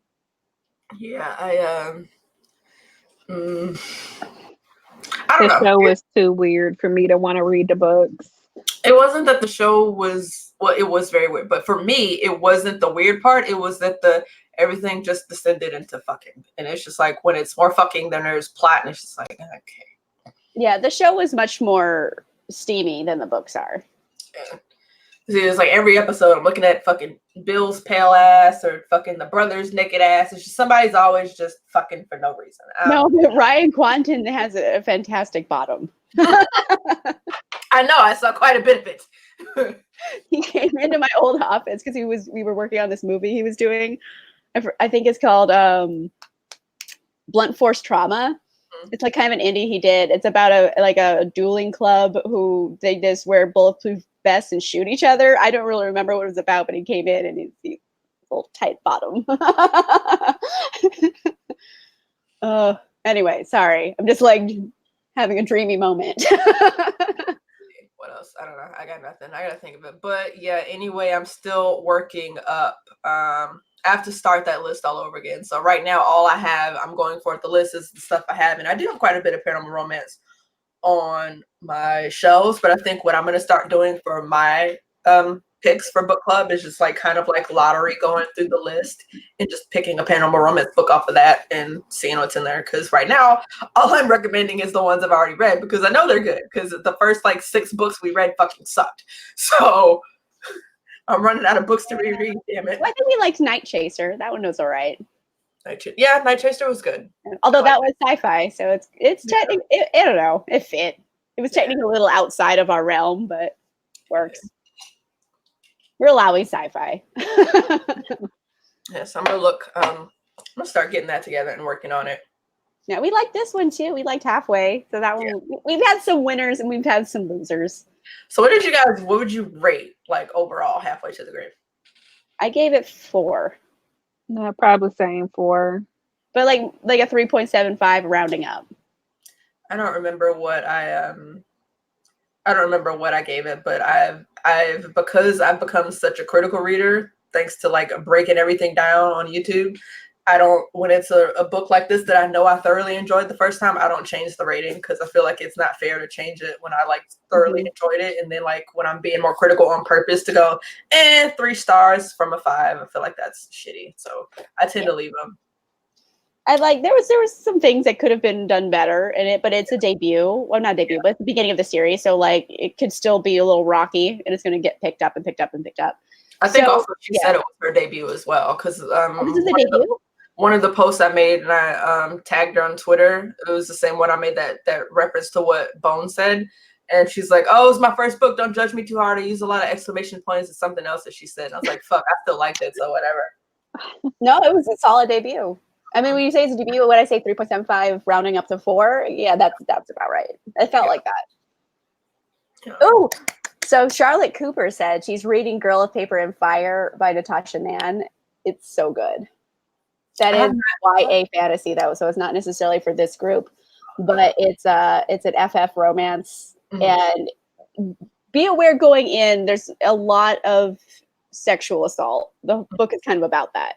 But it's actually done in a way where I felt it's the best treatment of that subject matter I've ever seen. You know what I mean? Because it's completely from the victim's point of view, and it's not, I don't know. If you read it, you'll see, and you're like, wow, that like made a lot of sense. Because I've seen it handled very poorly in books. Yeah. It's like the first time I've ever seen it done justice, so to speak.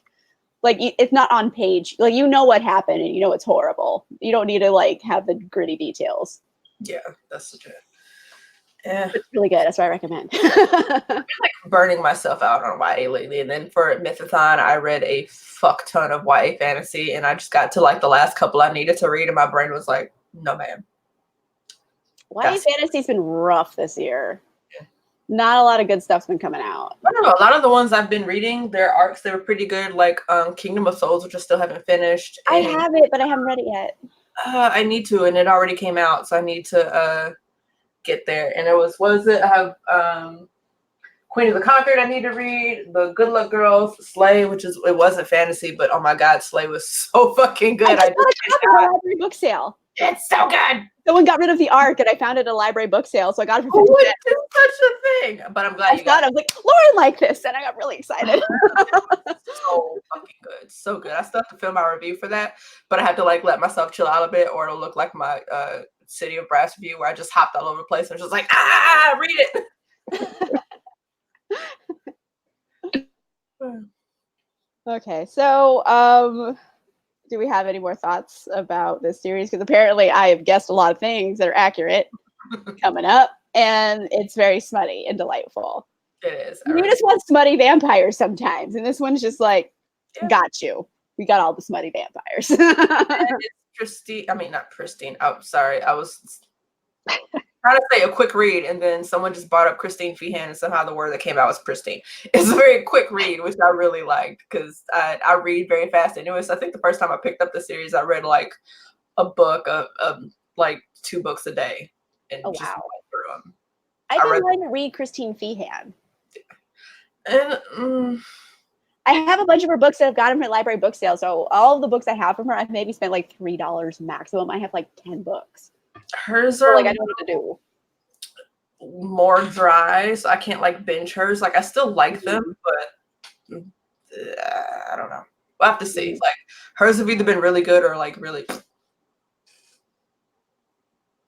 little Outlander dry-ish kind of like J.R. Ward. Like so you have like 1 or 2 you really like, and then the rest of them are like made face. I'm sorry. Like that's like my thing. I have tried.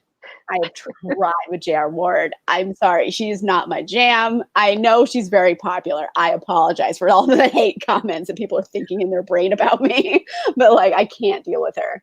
No, it's legit. Like there's only one of them that I really, really liked, and then I just stopped reading them, and that was Zeta's story, because I just like the tortured hero thing. I don't know. It's a trope that I live for. So I don't mind that. Like I do, like there's a lot of tortured heroes in like Dark Hunters, and I like that series a lot. Yeah. It's just I have tried. I have read several different things by J.R. Ward and tried, and I just couldn't. Yeah. She hosts so many cool events, and I'm like, oh, I want to go to that thing, and I'm like, there's J.R. Ward. So yeah, I think a lot of people feel that way because her books, her signed copies pop up a lot in half-price books. Yes, I see them quite a bit in there. But speaking of the Dark Hunter series, someone brought up earlier, I saw it and couldn't like smush it into the conversation we're having just at that point. Like, when are we going to read the Dark Hunter series? Like, are we going to go through that? So I have been kind of thinking that maybe with the new year coming up, we can try to do like the series in a year. But that would be in addition to the other ones we're reading. Not the whole series in a year, but at least start like a book a month. But that would push us into that would be like half the series. But we could because these books, like this one was a quick read. So if we did like whatever our book of the month is, and then maybe a Dark Hunter book, And that way, like, that would give people more time to absorb it too, because those books are a lot of like detail into the fucking world, yo. But yeah. I mean, technically they could be read as standalones, but there is a big overarching plot line that I feel like it makes more sense to read them in order. Yeah, and every time I go out of order and go back to read like my favorite one, like I like the Shifter ones. I like Ren's story a lot. Every time I go back in there, there's like some background stuff going on that I'm like, what the fuck was that again? And you just get a little lost. So, but let me know what you think about that, because that's an idea I'm toying with. I don't know what you guys like and those guys like if that's something you think we could do, or if like 2 books a month is too much. I know when I first started, we were doing 2 books a month, and then for some reason I dropped it. I don't remember why, but yeah. That's an option, because I think a lot of people need to read those, and maybe we can stop at like 23 or 24, because some of these after that are not good. I have not read all of them. I've read like a good amount of them. I really liked Zarek's story, and Zarek is one of my faves. Zarek is good. Fucking Artemis, goddamn bitch. Okay, so when you get to like who's it? Sundown, like the cowboy. He's my favorite character. I love him. It's like when you get to like the dragon ones, just do yourself a favor and read the first one and then fucking stop. Just don't go farther, because the second one is just regurgitated shit from the first one. No, that's a lie. So you get Son of No One, and then the first dragon book, and half of that dragon book is like a lot out of Son of No One. And then the book after the first dragon book is a regurgitation of shit from Son of No One and the first dragon book. And it's like, what the fuck? I paid for this book 3 times. Her books are fucking expensive when they come out. They're like $25. Yeah, they're big. Yeah, no. Adult books are expensive. Yeah. Ooh, okay, so Changeling. I have thoughts about that series. I read like a couple of them, and I was like, they're all right. You know, like I wasn't like wowed, but I'm not opposed to diving in a little deeper. We did read another book by Nalini Singh that actually I think we all liked too. It was the Angel ones. Angel Blood or whatever. Yeah. What is it? I need to get back to that. Yeah. Yeah, we all actually like that one. So there's been some winners in this list. But we read that one by Nalini Singh. I've read her contemporaries. It's weird. I've read all of her 2 seconds, because somebody is at my front door. I'll be right back. Well, I'll just talk about you while you're gone. Oh, Brandy. How are you, my dear? Yeah, I'm good. Yeah. I just haven't read most of these books that you guys are talking about. So I'm just like sitting here just laughing. Yeah. Oh, I went to this library book sale, and I saw a copy of this book I really like. It's a sci-fi romance series, and I really liked it. And they had a copy there, so I grabbed it for you. So I'll mail it to you. I like sci-fi romance. Okay, actually, I have it right here. So this is the book. I found a copy of it at library book sales. I'm going to send it to you.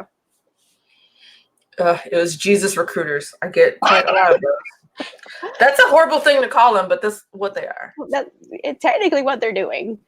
I get a lot of them in this apartment complex, and I don't know why, because that church is so far away from here. I'm just like, maybe it's because I live by like one of the schools. I don't know, whatever. Anyway, what's up with the Gina Showalter book?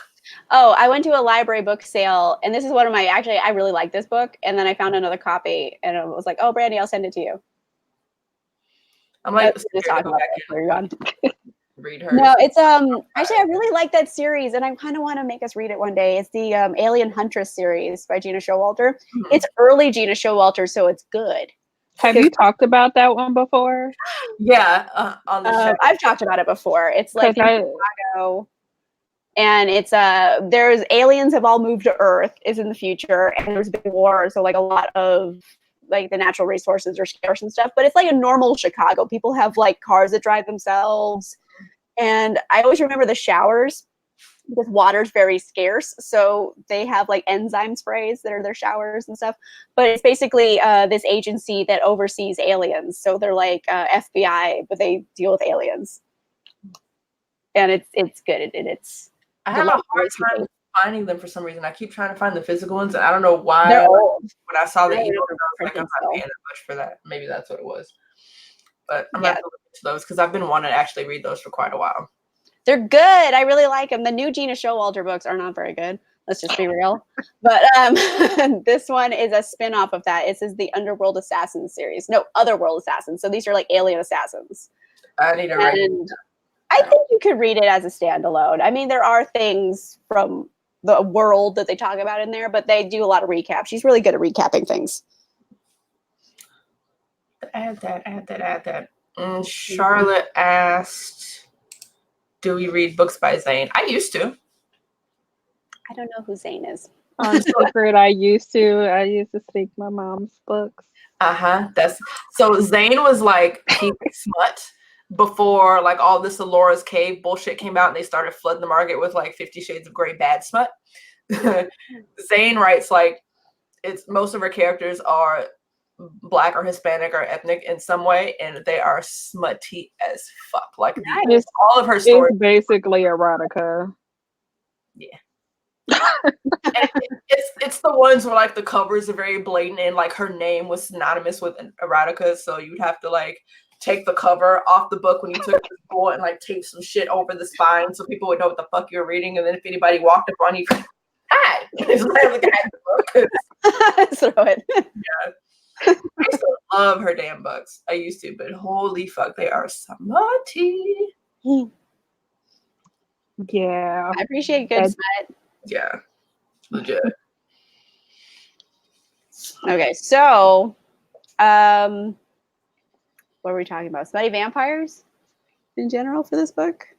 I don't know. I haven't found any good smutty vampire books other than like these, because a lot of them tend to have like weird crazy shit in them, like the Nita Blake series, which I was not that. I wasn't into either. But yeah. This is fun because this is a new smutty vampire series for me. And I know I always like them. I mean, vampires have never gone out of style, really. Like ever. Which is crazy to me because when I read Dracula, I was like, the fuck is this? I think I read it last Halloween or Halloween before last, and I was like, this is y'all king? It was the misogyny jumped out of that book so hard. Like, granted, it's an old book, but fuck, oof. Well, that's why I don't read classics, because Oh, the Rogue King. Actually, I have that. Amanda Novak said that. It's like dragon shapeshifters. Actually, Entangled, because I'm on their PR list because they sent me a copy, and it seemed kind of fun. The Rogue King. Oh, yeah, no, I've never heard of that one before. I forgot who it's by. Entangled sent it to me. So it's like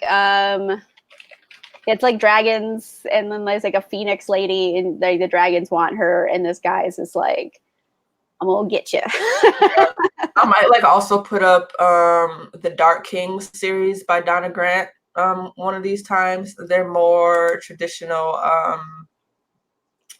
paranormal romance than they are urban fantasy. Like we've been reading a lot at Edge, or like a mix of the two. So these are a little steamier, if I remember correctly, but they're also dragon shifters, which is like you got to be careful with those because sometimes they're like. I think I read. I'm gonna link them here if people want to go see. I forget who wrote this. I think this is also Gina Showalter. She wrote an Atlantis series. Yep. Oh yeah. And I didn't mind it. I mean, it's not her best work, but it's her old stuff, so it's smutty. Yeah. And then I think there were dragons in it. And I always remember seeing this one scene because they had like big dragon fangs, and it was like a really pretty lady, and she's like with dragon fangs. And I remember I always see that clearly in my brain. So it's like an image that stuck with me. I can't remember, but is that the series where the Atlanteans were some kind of like, I don't know, vampires or something with the little, what is it? They had the nanobots and shit. It was one of these Atlantis stories, and I was like, that's weird. I can't remember. I haven't read that many of them because that's another one that tends not to be done well. Yeah, one of them, the Atlanteans had like nanobots, and they were, I don't know, it was fucking weird. Is it? I think that is like this series. The Larry Adrian. Maybe. It's the vampires who were also aliens, and then there's Atlanteans in this. Yeah. I think it's that series. That's right. But they don't get really into the Atlanteans until like much further into the series. I don't know. Maybe it was that one then. I don't know. Oh, The Word of Lupin. That one's really good. So this one, oh, sorry, it hasn't popped up in StreamYard yet. Hurry up. Pop up so I can link it. The World of Loopy, I actually binged like the first 6 or 7 of that book. And I think did it not have an Asian main character, if I remember correctly, like an Asian American main character? I read the shit, like I binged like 3 or 4 of those books in a day, in a weekend, if I remember correctly. This is when I worked 12-hour shifts, so I'd be used to being up all night, so I literally would not have shit to do. So I'd just stay up during my work hours at home and just fucking read like all night. Yeah, she's Chinese. Okay, so that one was actually pretty good. I like that one. Okay.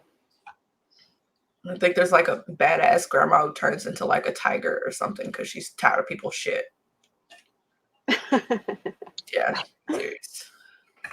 Anywho. There's Asian characters in this too. I'm sorry. I'm just trying to get people to read this series because they love it.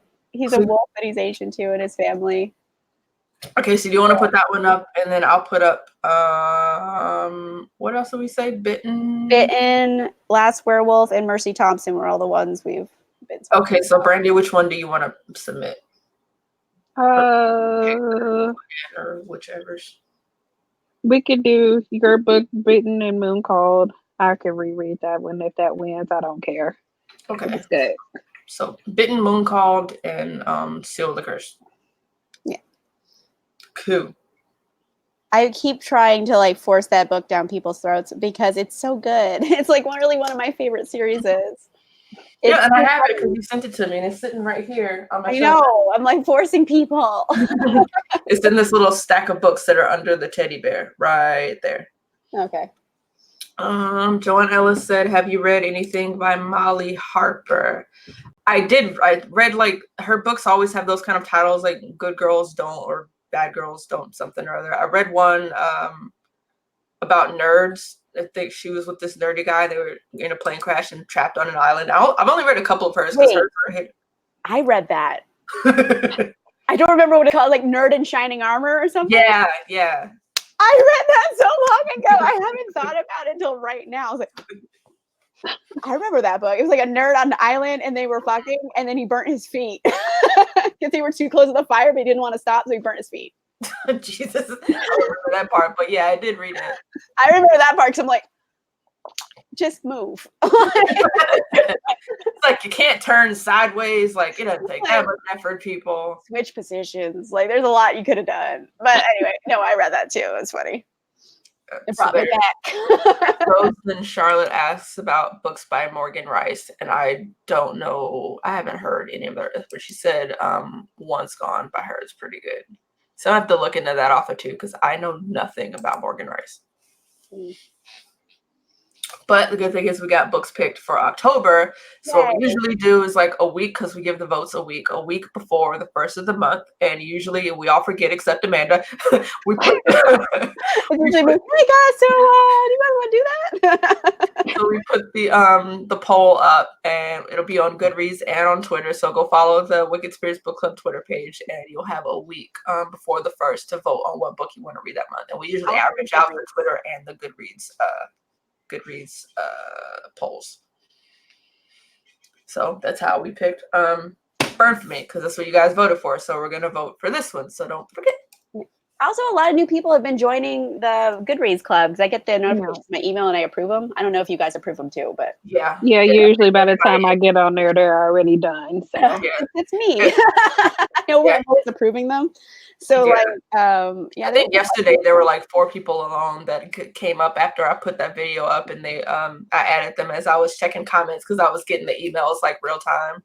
But what I don't like about the app is the app doesn't tell you if they were already approved. So once you open the email, I think all 3 of us end up approving a lot of people. Yeah. But I mean, they're triple approved. Yeah. That's super approved. But yeah, so join the Goodreads Club, because the Goodreads Club will send you an alert when we send out the polls.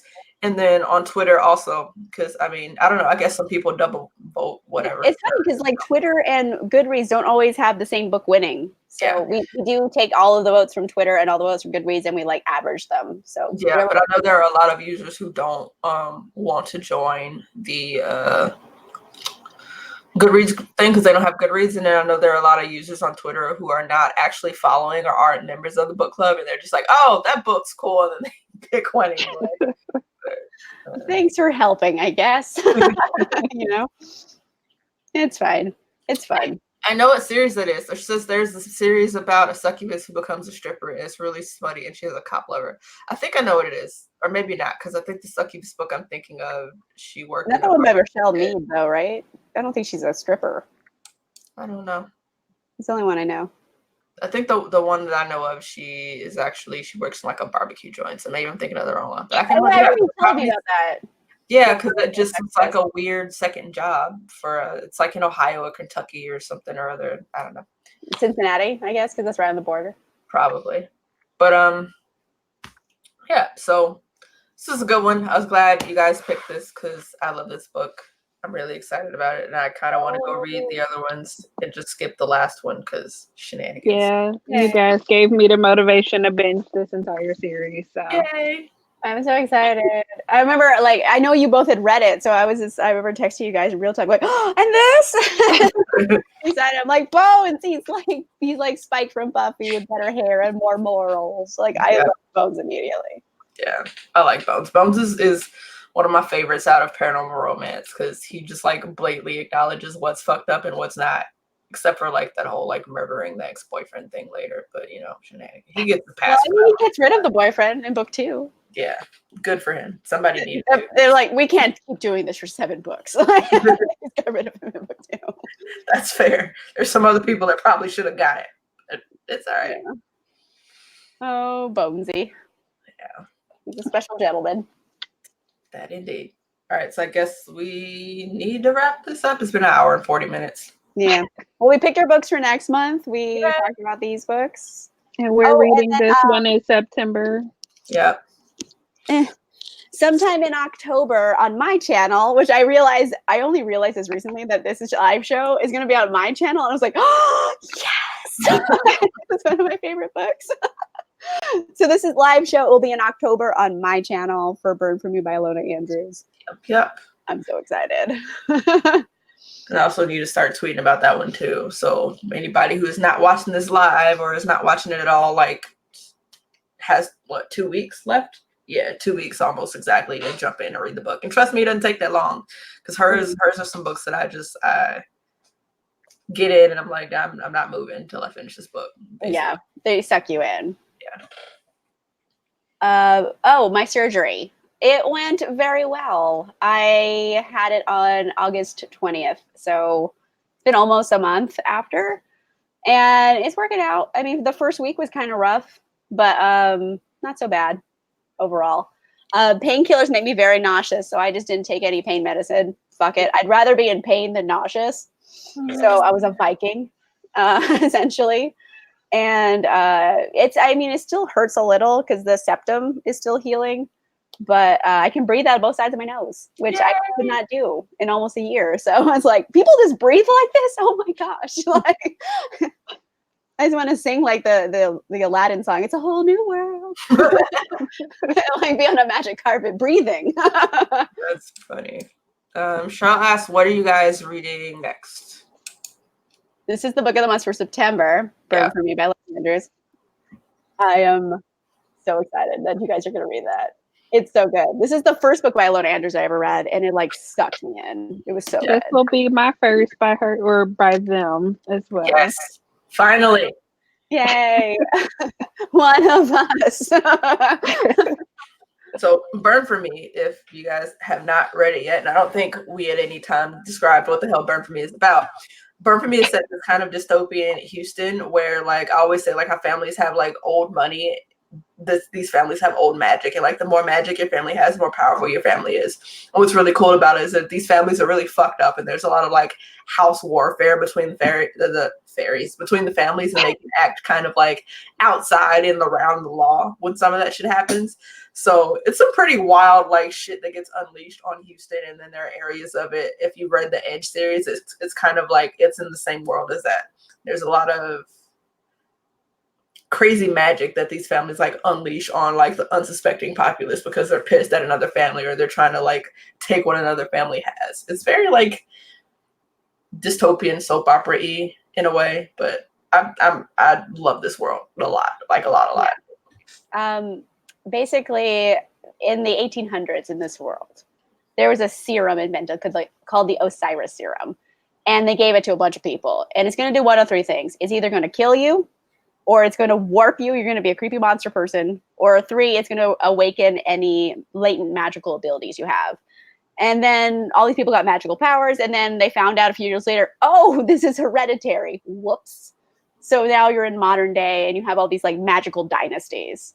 And they kind of fight with each other. So it's also like Laura was saying, it's like soapy family drama. Yeah. As well as, like Dallas. It's like Dallas, but in Houston with magic. So there you go. Crazy magic.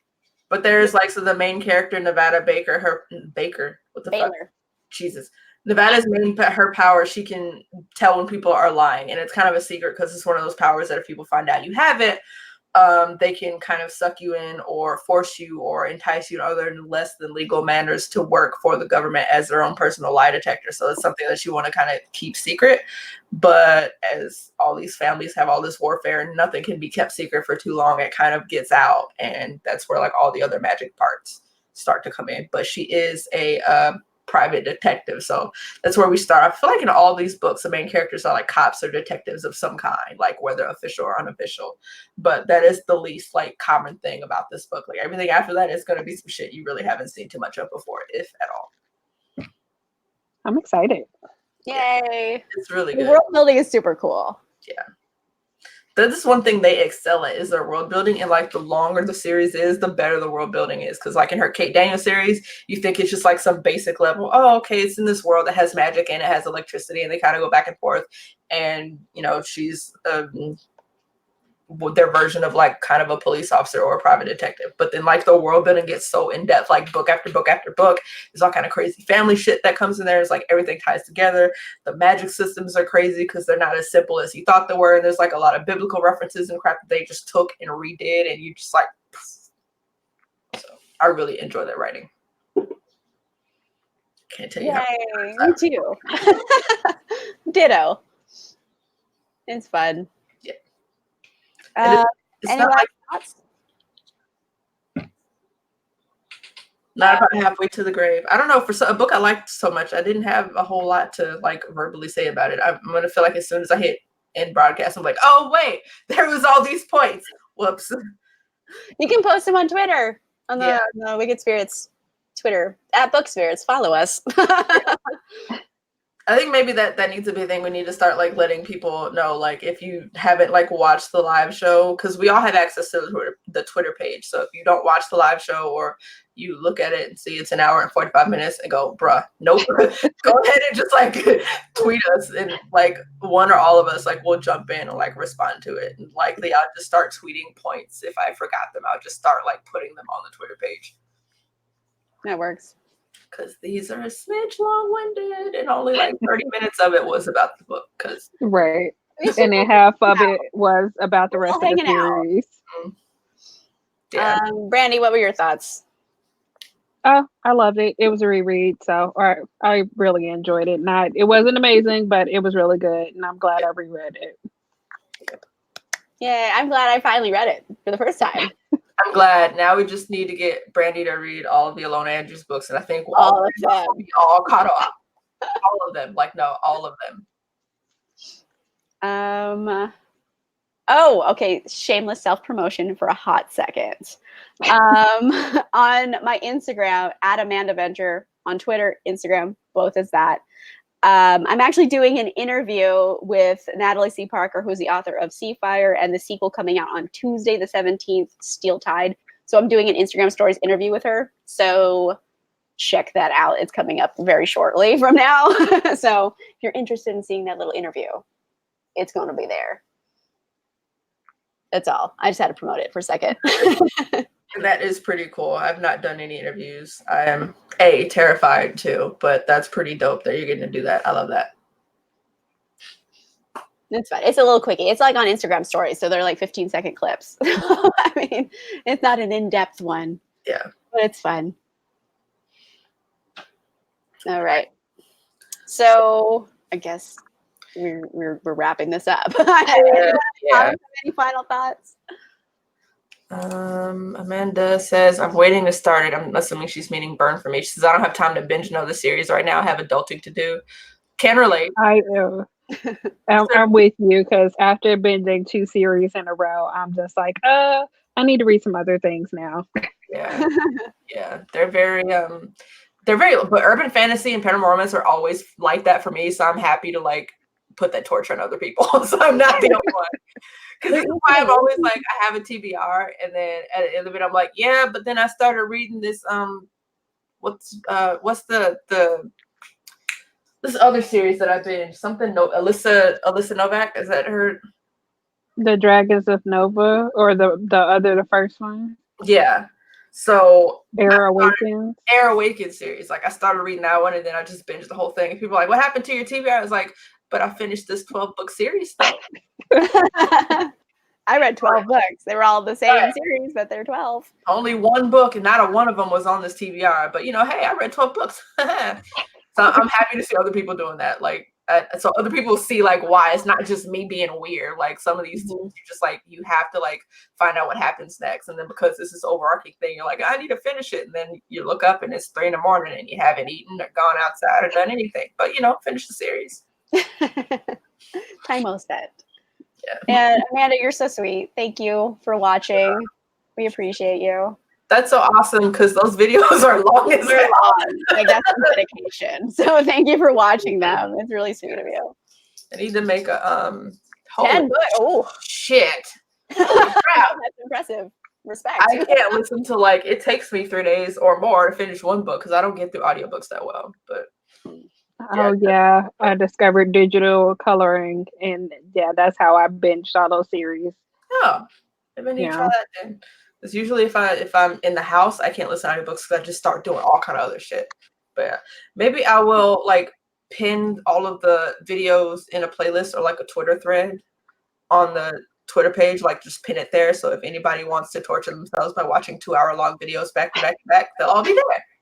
Turn on the background, do the dishes. You can do other things. Just listen. Some of them are crazy, like the Anita Blake one. I think that one got kind of wild.